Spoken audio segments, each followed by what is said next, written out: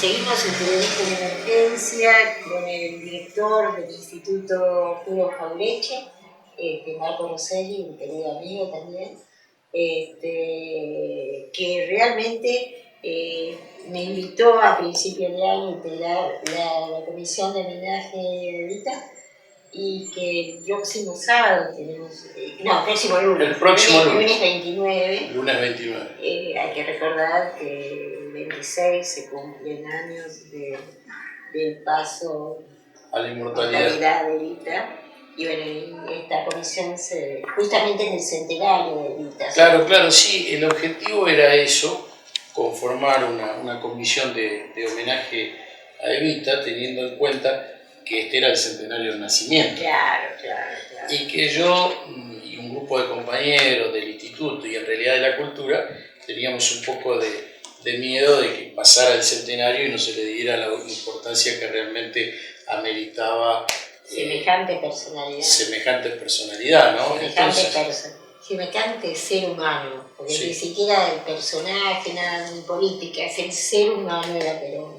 Sí, justamente ayer estaba hojeando una autobiografía, las memorias de Norberto Galasso, que lo entrevistaba el cura Hernán Benítez, y decía, Hernán Benítez, yo tenía de veces que no me acercaba a la gente y Evita se abrazaba y saludaba a la gente con dificultades y todo, realmente era una cosa extraordinaria, poco común, ¿no? Por eso creo que caló tan profundo en el alma y en el corazón. Y ese abrazo de esa mujer, ¿no? Sí. Y es impresionante, Norita, que en la mayoría de los lugares que uno lee sobre Evita encuentra cantidad de ese tipo de cosas, ¿no? No, hay cantidad de gente que no puede olvidar que tuvo su primera máquina de coser, pero sobre todo el abrazo de alguien que se sentía tan cerca de las personas, ¿no? Tan cerca de la gente, que se preocupaba tanto y que dio su vida en los últimos años.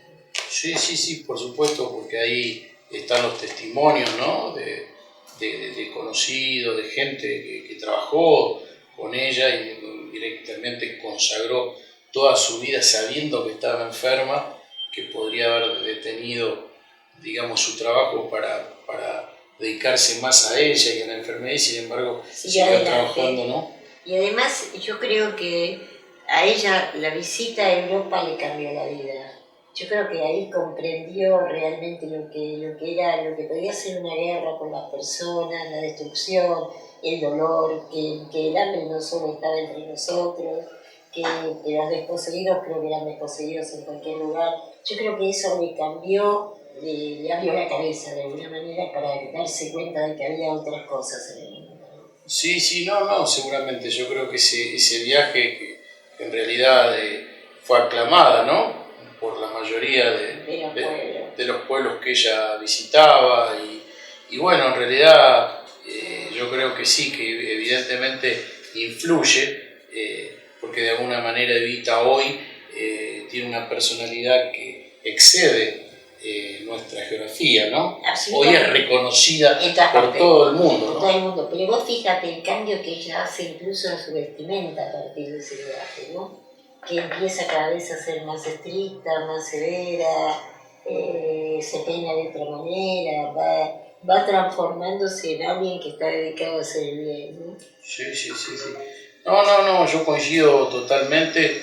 Yo creo que me parece que ese viaje es un punto de inflexión en Evita y bueno, gracias a Dios pudimos de alguna manera, por esa cantidad de testimonios y por los biógrafos y demás, reconstruir ese viaje y además reconstruir la tarea que realizó, que realmente al día de hoy nos resulta indispensable, ¿no?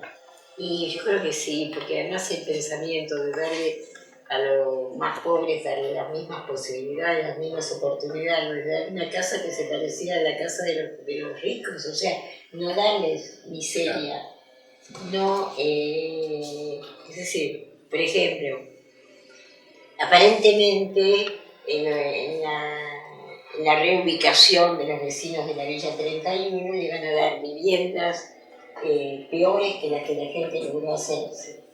Bueno, Evita no hubiera hecho eso. Evita no hubiera construido casas mucho mejores que las que tenían. Esta es la diferencia. Sí, sí, sí, totalmente. Coincido totalmente porque eso lo planteaba, ¿no? Porque por ahí algún funcionario, por ahí el gobierno pensaba que porque eran sectores populares, sectores trabajadores, uno podía darle cualquier cosa. Y Evita decía, no, yo quiero que los pisos de las habitaciones sean de parqué, que el techo sea de tejas, ¿no? Como se hicieron en la ciudad de Evita, sí, y en diferentes lugares. O sea, lo mismo en materia de salud. Bien, por supuesto. Decía, uno ve los hospitales de San Martín, el de Lanús y demás, hechos con lo mejor que había en ese momento. Y el de Aedo, y el Posada. Y el Posada. El Posada sería un ejemplo. Sí, sí, justamente el otro día hablábamos de eso, porque las tierras del Posada, en la época de Perón, pertenecían a la familia Sáenz Valiente, y el gobierno peronista las expropió. Y ahí construyeron el Hospital Posada, que bueno, que es una referencia actual en la mayoría de la salud pública, ¿no? Sí. Yo creo que ha sido una de las grandes mujeres argentinas.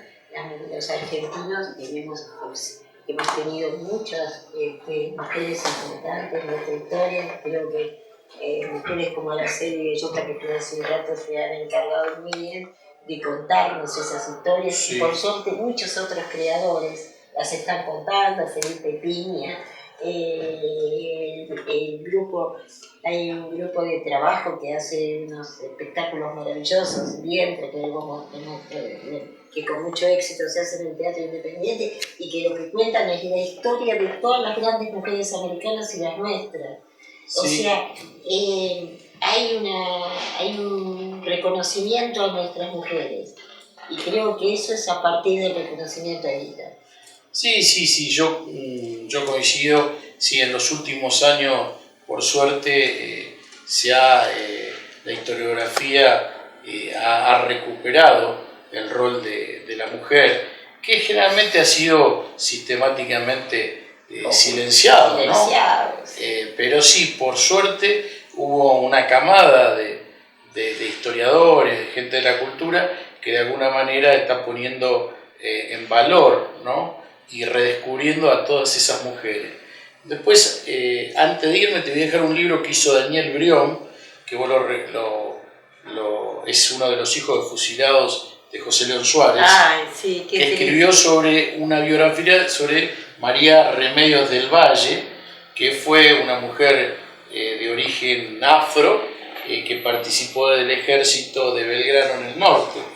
Y él la rescata de alguna manera, con muchas dificultades por la falta de fuentes que había, pero hizo una biografía muy interesante. Es más, no había un trabajo sobre esas características, y bueno, que antes de irme te lo voy a dejar. No, yo te lo voy a agradecer mucho, porque además, pues fíjate, en la dramaturgia misma han surgido homenajes a distintas mujeres, pero además las mujeres, porque como lo dice el propio San Martín en sus cartas, ¿no? El ejército de los Andes se hizo con nuestros pueblos originarios, con nuestros hombres y nuestras mujeres. No se hizo con los hijos de la aristocracia argentina, se hizo con esos pueblos que nos habitaban y sí, con muchas mujeres que participaron también, ¿no? No, totalmente. Nosotros dentro del ejército, lo que era la infantería, en la mayoría de los casos, eran los descendientes afro, ¿sí? Las mujeres que colaboraban. En realidad, siempre el ejército, el peso del ejército cae sobre los sectores populares. Eso es la realidad.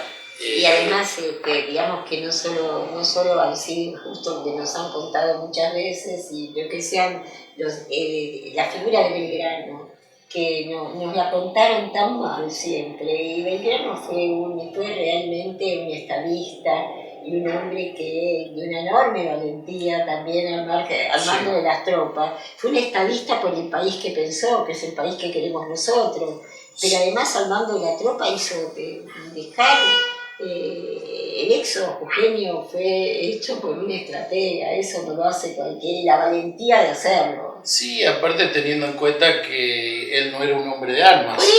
Por o eso. sea, con una humildad, con un compromiso, consagró, digamos, su vida en defensa de las ideas de libertad y pensando quizás también en esa patria grande latinoamericana.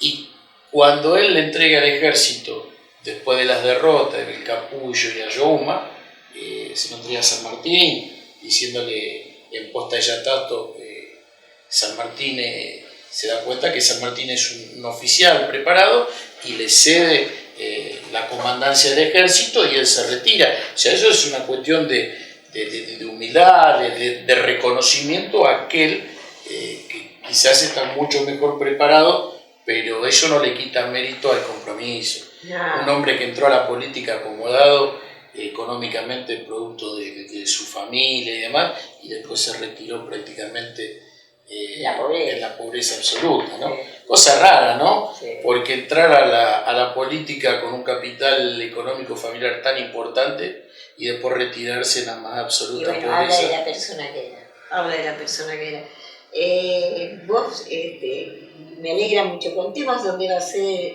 la cena el próximo 29. Sí, es en una... Nosotros vamos a hacer, en el marco de la presentación del libro de Evita, ¿sí? Que es un libro que se llama Mi Mensaje, que es uno de los últimos libros que escribe Evita, que ese libro es un libro bastante controvertida la situación, porque bueno, ese libro al principio la familia de Evita no reconoce como que es una obra escrita por Evita. Después se termina determinando que sí había sido escrito por Evita, pero cualquiera que lo lea Mi Mensaje se va a dar cuenta que Evita, que el vocabulario, que los conceptos utilizados son por supuesto de Evita. Y va a ser, lo vamos a presentar el día 29, así que cuento con tu acompañamiento. Y lo vamos a presentar en un lugar que se llama Lalo. Sí. En Lalo, pero el que está en la calle Congreso 2011, y allí vamos a armar un panel de homenaje. En realidad lo que queremos hacer es un homenaje a Evita con la presentación del libro. Muy bien. Y ahí vas a estar en el panel hablando de la querida Evita. Pero por supuesto, y para mí es un honor, porque realmente hablar de Evita es algo que me llega al corazón, así que te agradezco muchísimo. Pero ustedes acaban de editar o editaron en este gran aniversario que hubo también del Cordobazo, un libro que se llama Cordobazo por los caminos de la liberación. Vamos a mostrar acá. Sí, así es. El instituto lo editó. Sí, por supuesto, lo editamos del Instituto Jaureche, que recordamos a la audiencia y a los televidentes que nosotros somos un instituto de formación de docentes que está en Merlo y que otorgamos títulos de validez nacional.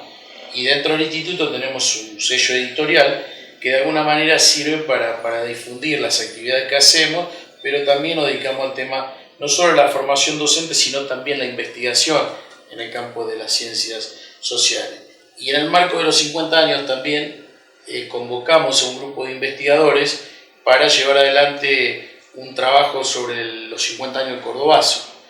Que fue una de las experiencias políticas más interesantes que pasó en nuestro país. Sí, muy valiosa, porque primero, de alguna manera, va a contribuir fuertemente al retiro de la dictadura de Onganía, ¿no? Sí. Pero aparte hay un elemento muy interesante que no solo son los trabajadores, sino que también son los estudiantes. Sí, los estudiantes cordobeses. Claro, porque ustedes recordarán que siempre los estudiantes, lamentablemente, en el caso del año 45 en adelante, generalmente estuvieron en la vereda opuesta de los sectores populares. Pero a partir de la década de los 60, con la influencia de varios intelectuales, hombres de la cultura, pensadores de la talla de Hernández Arrey, de Jaureche, de Scalabrini, del mismo Pepe Rosa, ahí los sectores universitarios se van acercando a posiciones. Lo que era el famoso barrio Clínica, ¿no? Exacto, que ahí fue un foco de resistencia contra la represión de la policía provincial y de la Fuerza de Seguridad Nacional. Sí, y además hay que destacar que ahí, aparte de los grandes intelectuales y todo eso, había unos dirigentes sindicales, porque para por hacerle supuesto. un homenaje a Tosco, que realmente fue un hombre ejemplar, ¿no? Sí, estaba, recordamos Tosco, Atilio López. Atilio López, que lo conocí mucho, ¿Sí? Pero a Atilio López lo conocí mucho. Mira.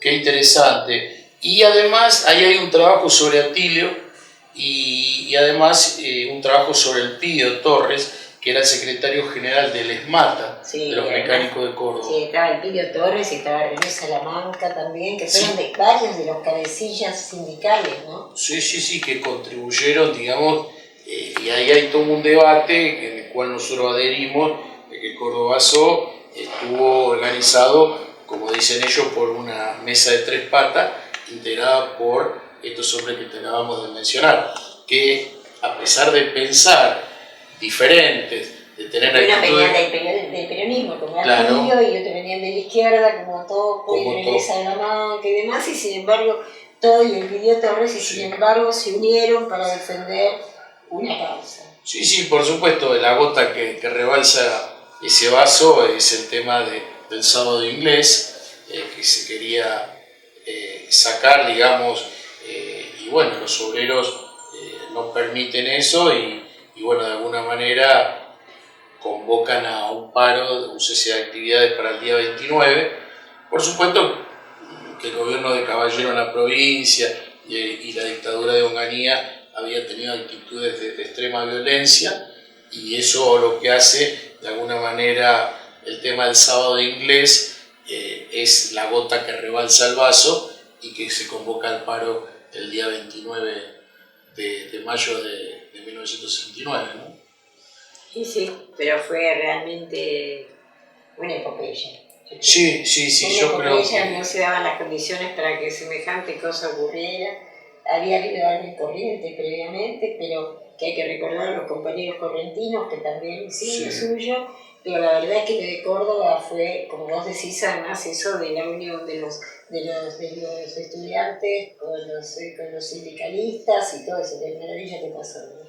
Sí, no, fue una poblada, una de las pobladas más importantes que ha realizado conjuntamente el movimiento obrero cordobés, ¿no? Realmente fue extraordinario y bueno, y a partir de ahí ya queda prácticamente herido de muerte el gobierno de Onganía, ¿no? Pero bueno, nosotros queríamos de alguna manera recordar, sobre todo por todos aquellos que trabajaron y por aquellos que murieron, ¿no? Además me alegra que recordaras que todos pensaban en la importancia que tuvo Jauretche para el pensamiento nacional y popular, que a quien conocí por suerte, y también que conocí todavía mucho más de Raúl Scalabrini, que fue un hombre maravilloso.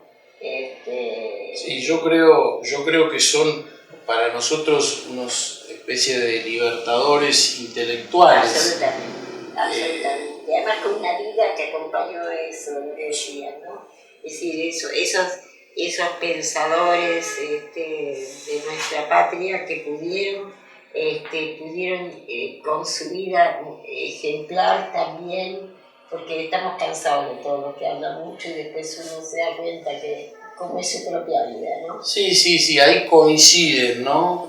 Yo coincido totalmente, yo siempre personalmente observo eso, lo que dice y lo que hace. Sí. Y tanto Jauretche como Scalabrini realmente consagraron la vida, lo que es dar el debate en el campo cultural, y eso le trajo muchas dificultades, sobre todo en lo económico, ¿no? Porque digo, Scalabrini podía haber sido un gran literato si se hubiese dedicado solamente a escribir, pues ya en el año 32 prácticamente había ganado un premio de literatura con El hombre que está solo y espera. Jauretche era más militante, digamos, en el punto más polemista que Scalabrini, pero bueno, fueron hombres que realmente que calaron profundo en el pensamiento nacional y que influyeron sobre toda esa generación, ¿no? Absolutamente, y además el caso de Scalabrini, que murió bastante pobre. Sí, sí. Todavía en la estación Borges actualmente está la casa de Raúl Scalabrini. ¿Museo o no? Yo estuve hace unos años y está a cargo de la iglesia, pero esa casa no sería, la alquilaba, me parece, Raúl Scalabrini Ortiz, y en los últimos años la tiene bajo el control, digamos, un sector de la iglesia. O sea, quiere decir que Raúl Scalabrini Ortiz falleció y no tenía su propia vivienda. Mira, yo te voy a contar una cosa. Yo trabajaba cuando yo lo conocí en la revista ¿Qué? Claro. Y entonces lo veíamos habitualmente. Yo siempre cuento que el pueblo peronista, como sabían de la honestidad de Raúl y demás, entonces como el peronismo estaba proscripto, lo que hacían era mandarle sobrecitos con 2 pesos, 5 pesos, y le mandaban a la revista.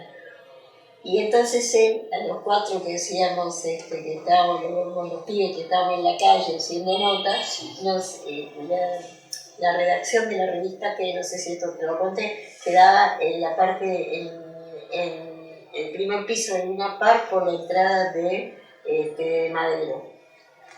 Ahí estaba. Entonces él nos llevaba a un gran barco, muchos años que ahora ya no está más, a Buchal y Corrientes, y ahí nos invitaba a tomar algo con la plata que le mandaba. No tenía esa información, es interesante. Cuando se enferma, un día vamos a la casa, y uno de los 4 era el hijo, el otro era Aníbal Valverde y el otro Alberto Moreira Roja, y entonces fuimos a visitarlo. Y su esposa nos atendió muy bien y fue a hablar con él, y nos dijo, no, él no puede andar y no quiere que lo vean así. Era tan digno, era un hombre tan digno que no podía permitir que nosotros que lo queríamos tanto y que habíamos compartido tantas cosas con él. Yo te puedo asegurar que tengo uno de los mayores y más bellos recuerdos haberlo podido conocer. Mira vos, no tenía esa información porque uno ha leído los libros de Raúl y aparte ha leído la biografía que hizo Norberto Galazo sobre Raúl Scalabrini Ortiz. Pero sí, yo me acuerdo cuando ellos, tanto Arturo como él, empiezan a colaborar, a trabajar en la revista ¿Qué? Claro, decían los suplementos, él hizo todos los suplementos sobre los ferrocarriles y Jauretche hizo otros suplementos. Los dos estaban como en la cosa de los proyectos especiales que venían en la revista ¿Qué? Sí, muy interesante. Esa revista, al principio el director, ¿quién era el director? Frigerio. Y Rogelio Frigerio, el director. Claro, en ese... Era de los Jaramillo la revista. Exacto, era de los Jaramillo, que eran los padres de Ana. De Ana, los padres de Ana, porque yo la encontré en la Western en el diario y digo, che, mira, yo trabajé, ¿qué eran tuyos? Me decían mis padres. Claro, yo tenía entendido que el padre de ella era el propietario, digamos. Y de la marca y eso. Digamos, yo creo que la financió la revista Narciso Nachino de Arena. Sí, que era medio amigo de Arturo. Sí, era amigo de Arturo y además tenía el estudio de abogacía con uno de los Sofovich, el tío de los Sofovich, sí. Y con el padre de Calamaro. Ese era el estudio. Sí, yo me acuerdo porque en algunas cartas y demás, en el capítulo que Norberto Galazo escribe sobre Jauretche, plantea estas cuestiones. Pero yo la viví. Sí, no, pero que aparte... No te cuento que interesante. Muy interesante, después te iba a pedir colaboración sobre eso, pues estamos haciendo algo sobre Arturo y por ahí me falta algo de información sobre ese tema, así que te voy a comprometer algún día para charlar sobre Arturo. Bueno, vamos a recordar que entonces lunes 29 a partir de las 20, la gente que quiera ir a la calle Congreso al 2100, ahí está Lalo, que es un restaurante que mucha gente creo que lo conoce porque Darío Villarroel hace ahí sus charlas. Exacto. Y entonces ya tiene una difusión bastante grande. Bueno, Muchas gracias, Marco. Gracias, Marco Rosell, que es el director del Instituto Jaureche, que ha tenido el honor de ser premiada por ellos hace unos años y que agradezco mucho todo lo que hacen en bien de la cultura nacional y popular. En un ratito seguimos en Periodismo de Emergencia.